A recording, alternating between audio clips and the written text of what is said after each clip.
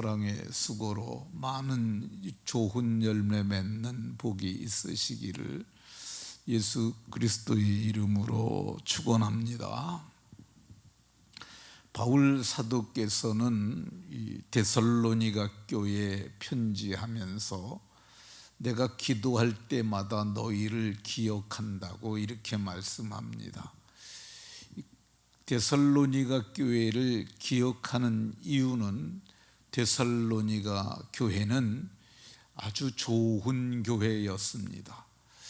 데살로니가 교회는 세 가지가 있었는데 믿음의 역사, 사랑의 수고, 소망의 인내가 있었습니다. 믿음의 역사는 믿음으로 일하는 거죠. 사랑의 수고는 사랑으로 섬겨주는 것, 이것이 사랑의 수고라 할 것입니다. 사랑의 수고 중에는 어떤 것이 있을까? 우리 교회도 사랑의 수고가 많은 교회입니다. 사랑의 수고로 우리가 반찬을 만들어서 나눠주는 것, 이 사랑의 수고라 할 것입니다. 골방에서 사랑의 마음을 가지고 형제들의 기도 제목을 가지고 기도하시는, 도고의 기도를 하시는 분들, 사랑의 수고라 할 것입니다. 이 사랑의 수고 중에 복음을 가지고 나가서 복음을 전해서 지옥에 갈 영혼들을 영광스러운 나라로 삶의 방향을 바꾸게 하는 이 메타노이아의 회개, 이거를 이루는 것, 사랑의 수고입니다. 사랑의 수고 중에는 이미 교회에 들어왔지만 온전하지 못한 성도들을 온전하게 하기 위해서 저들을 가르치고 세우는 사람들, 이거 사랑의 수고라 할 것입니다. 이 주일학교 교사들이 가르치고 세우는 그 일을 하고 있습니다. 교사들이, 우리 교회 학교 교사들이 한 50여 명 되는데 이분들 모두가 아침 일찍부터 와서 또 장년부 예배 참석하고 그 주일학교에서 아이들을 가르치고 저들을 세우고 돌보는 일을 하는 것, 사랑의 수고입니다. 목자들이 양무리를 돌보는 것, 사랑의 수고죠. 맡겨진 양무리들을 위해서 주일이면 그들이 출석했는가를 찾아보고 만나서 그들과 짧은 이야기라도 하고, 그리고 저들과 목장 모임을 하고 안 나온 양무리가 있으면 그들에게 전화를 해서 저들의 형편을 살피는 것, 이거 사랑의 수고라 할 것입니다. 교회의 교역자들이 사랑의 수고합니다. 형편을 따라서 말씀을 준비하고 좋은 꼴을 먹이기 위해서 수고하는 것, 이거 목자의 수고, 다 사랑의 수고라 할 것입니다. 근데 바울 사도께서는 이 갈라디아서 4장 19절에 갈라디아의 교회, 이미 교회를 이룬 사람들 아닙니까? 하나님의 교회에 들어와 있는 사람들이에요. 근데 그들을 향하여 너희를 위하여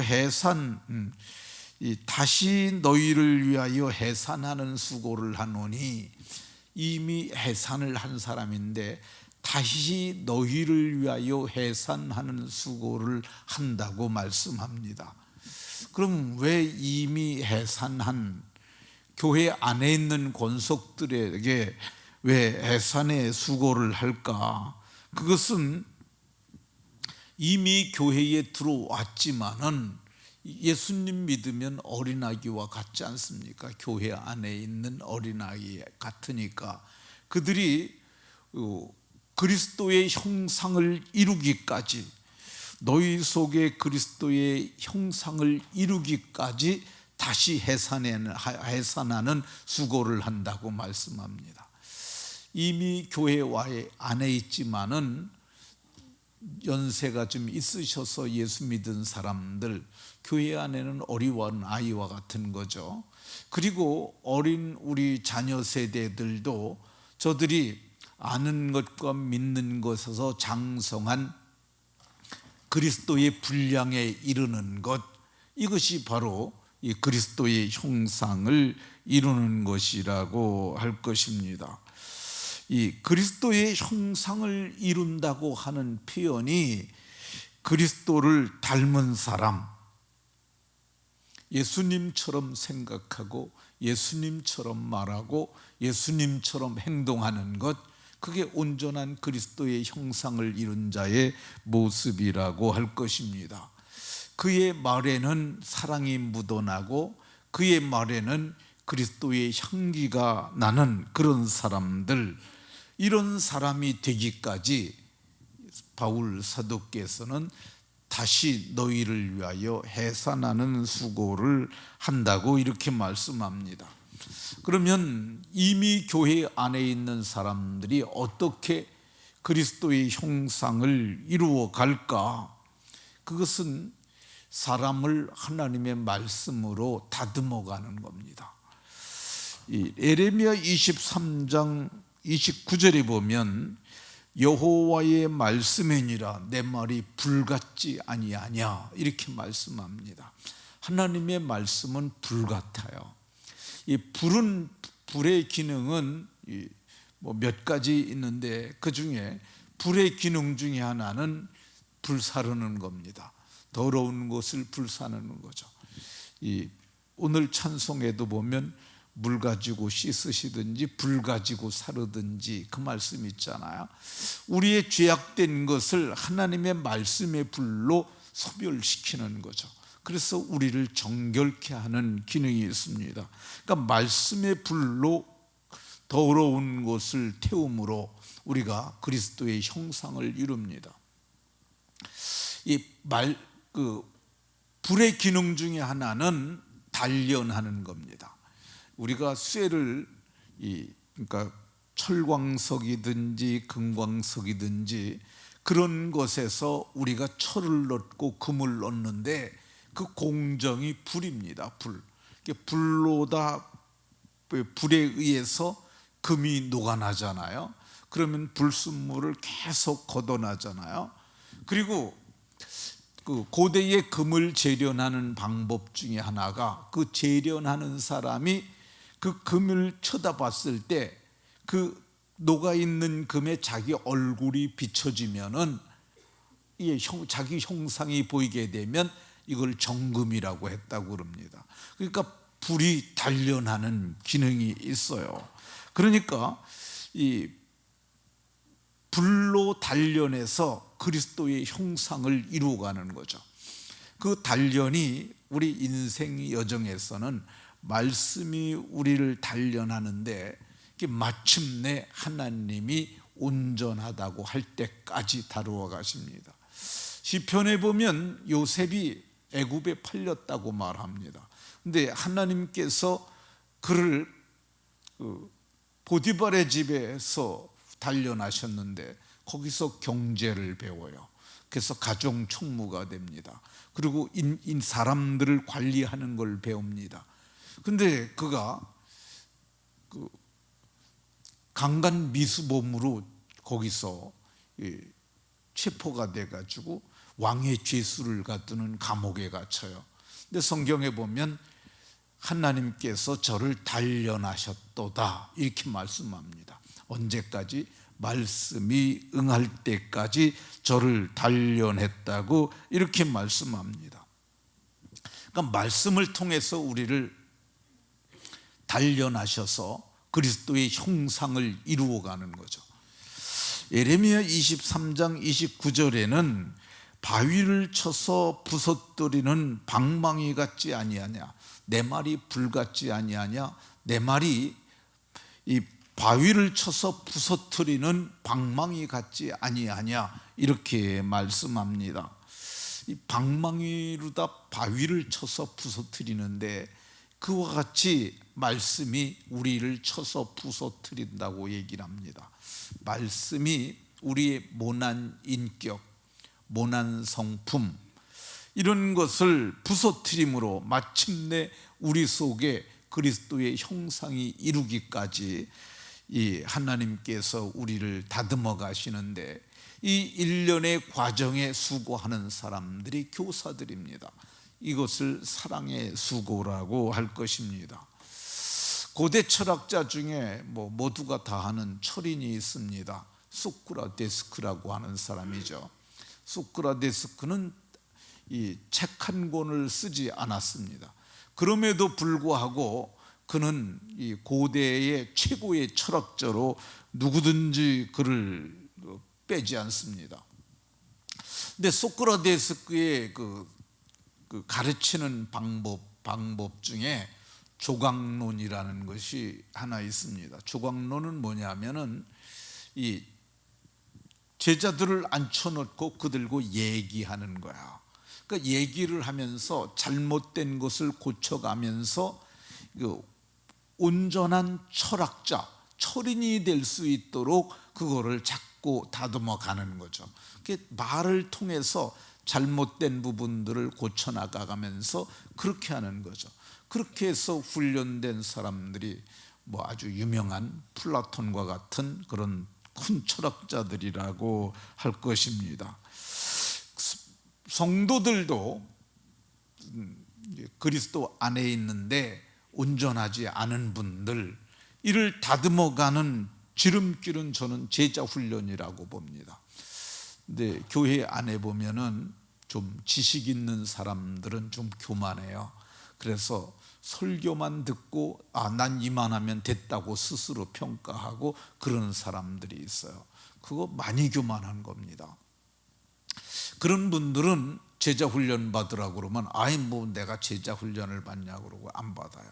근데 제가 생각하면서 목회를 하면서 깨달은 것 중에 하나가, 이 사람들은 그냥 온전한 사람, 그리스도의 형상을 그냥 이루어지지 않는다는 거야. 그런 사람들이 이제 그게 20대에 들어왔다 할지라도 60이 돼도 온전해지지 않아요. 본인은 자기는 나는 교회를 몇십 년을 다녔어 하면서 자기를 이렇게 포장할 수 있는데 온전하지 못합니다. 제가 목회를 하면서 깨달은 것은 제자 훈련은 그리스도의 형상을 이루는 지름길이다, 이렇게 생각이 듭니다. 이 제자 훈련을 하면서, 제자 훈련은 저하고 얼굴을 대면하잖아요. 그러고서 묻고 답하고 그 과정이 계속 반복이 됩니다. 그러면서 마음에 많이 부딪히는 거 많죠. 많이 부딪혀요. 그러니까 이게 강의는 일반적인 게 있고 제자 훈련은 쌍방형이라고 볼 수 있습니다. 내비게이션도 옛날에 일방형이 있어요. 일방형으로 가면은 지금 어디가 길이 막히는지 몰라요. 근데 요즘은 쌍방형이 나왔잖아요. 그래서 그냥 최신 교통 정보가 계속 업데이트 되면서 지금 이리 가면 차가 막힙니다. 그러니까 안 됩니다라고, 이 쌍방형이 일방형하고는 비교가 되지 않을 정도로 아주 쌍방형이 우수합니다. 그 쌍방형의 대표적인 것이 티맵과 같은 그런 것들이죠. 그래서 자동차 제조사들이 아무리 빨리 만들어내도 스마트폰을 못 쫓아가는 이유가 그 중에 하나라고 할 것입니다. 근데 이 제자 훈련은 쌍방이 하는 거예요. 그래서 제가 이렇게 말을 할 때 마음에 많이 부닥칠 수 있습니다. 제가 좀 이게 일반적으로 이렇게 얘기를 할 때 하고 제자 훈련 때는 거친 말도 막 합니다. 그 왜 그러냐면은 인격이 그런 부딪힘을 통해서 변화와 성숙이 이루어지고 온전해지는 거죠. 근데 그거를 못 견디고 튀어나가는 사람들도 있어요. 근데 제가 처음부터 얘기를 해요. 내가 말하는 것에 상처받지 말라. 제자 훈련하면서 그게 그냥 가만 내버려 두면은 그게 성숙이 이루어집니까? 예수님이 베드로를 보고 뭐라고 그러셨어요? 사탄아 물러가라고도 하셨잖아요. 전 거기까지는 안 갑니다. 근데 그런 것에서 이렇게 삐지고 그러게 되면 성숙이 안 이루어져요. 우리가 그리스도의 형상을 이룬다고 말하는데, 그럼 그리스도의 형상이 뭐냐? 의와 진리와 거룩함입니다. 이 에베소 2장 24절에 보면 하나님을 따라 의와 진리와 거룩함으로 지으심을 받은 새 사람을 입으라, 그렇게 말씀하는데 이것이 그리스도의 온전한 형상을 이루어가는 거야. 그래서 이 배우는 사람들은 배우면서 의와 진리와 거룩함으로 지으심을 받은 새 사람을 입고요, 또 가르치는 사람도 역시 마찬가지입니다. 가르치는 교사들도, 저도 마찬가지죠. 제자 훈련하면서 저도 의와 진리와 거룩함으로 지으심을 받은 새 사람을 입어서 점점 온전해지는 것이죠.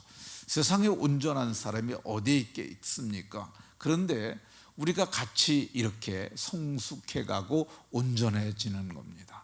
말씀을 마치도록 하겠습니다. 하나님께서는 그 아들을 보내셔서 그분의 사랑의 수고로 우리가 구원에 이르게 하셨고 우리가 온전해지게 하셨습니다.